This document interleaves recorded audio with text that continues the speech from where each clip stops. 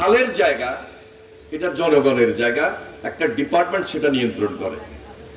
এবং এই খালের জায়গা যদি নিতে হয় ডিসির পারমিশন ছাড়া কাগজে কলমে কারণ নেওয়ার কোনো ক্ষমতা নাই, কোনো ডিপার্টমেন্টও পারবে না। কিন্তু এদেশে তাও হয়েছে।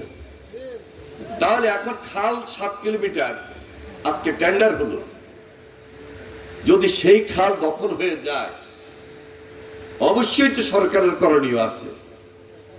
খাল টেন্ডার হয়েছে, খনন হবে এবং কাজের ধারাবাহিকতায় খাল উদ্ধার হবে ইনশাআল্লাহ। তার নেতৃত্বে খাল খনন কর্মসূচিতে আমরা অংশগ্রহণ করেছিলাম বলেই পরবর্তীতে রাজনৈতিক জীবনে তার রাজনৈতিক মতাদর্শ, তার রাজনৈতিক দর্শনকে আঁকড়ে ধরে রেখেই ছাত্র রাজনীতি করেছে। প্রেসিডেন্ট জিয়া 1977 সালে এই খাল খনন কর্মসূচি হাতে নিয়েছিলেন এবং 77, 78, 79, 80 এই যে 3.5-4 বছর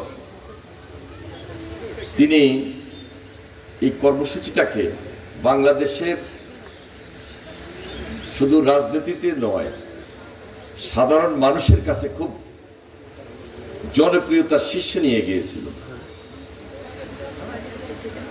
এবং এই খাল খনন কর্মসূচির মাধ্যমে সাধারণ মানুষ কি উপকার পাচ্ছেন,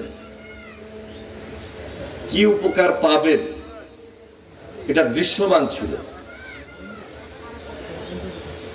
তিনি নিজে কোদাল হাতে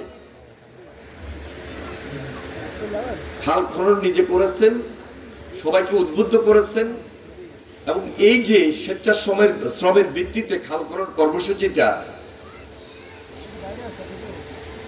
তখন এই যে টেন্ডার দেওয়া অথবা এই যে এখন যে আপনারা দেখছেন যে ব্যাকো মেশিন বা এক্সকাভেটরের মাধ্যমে টেন্ডার প্রক্রিয়ার মধ্য দিয়ে মাটি উত্তোলন করা, তখন কি এই ধরনের মেশিন আমরা কখনো দেখিও নাই, শুনিও নাই।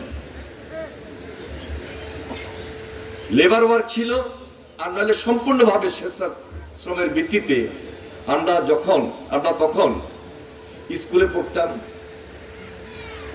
স্কুল কলেজের শিক্ষার্থীরা, শিক্ষকরা, রাজনীতিবিদরা, সামাজিক আন্দোলনে যারা নেতৃত্ব দিতেন, কাজ করতেন।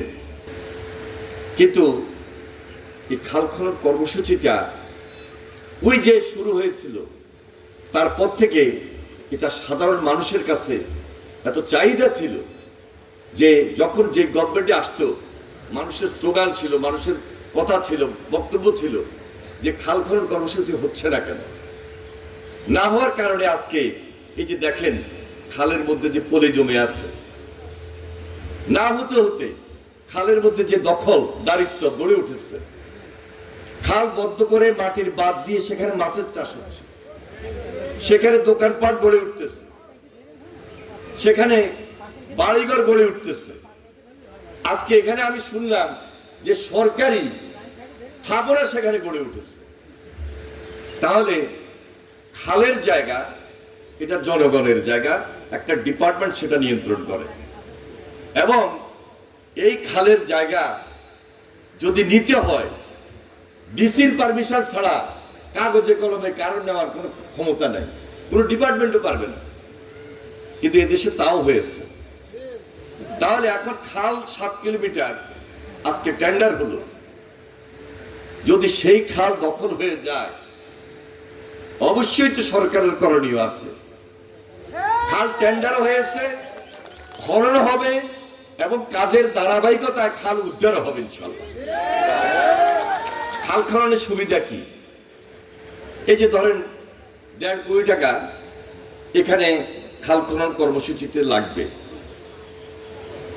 তাহলে এই 1.5 কোটি টাকা দিয়ে একদিকে টেন্ডার প্রক্রিয়া হবে 50 to 60%, আর 40% হবে লেবার ওয়ার্ক অথবা কন্ট্রাক্টের ভিত্তিতে ম্যানুয়ালি। তাহলে একটা কর্মসংস্থানের সৃষ্টি হলো, গ্রামের অর্থনীতিটা চাঙ্গা হলো, গ্রামে টাকা আসলো না। আলমডাঙ্গার এই ইউনিয়নের নাম কি? বেলগাছি। বেলগাছি ইউনিয়নে আলমডাঙ্গা উপজেলায় এই টাকাটা কোত্থেকে আসলো? ঢাকা থেকে আসলো।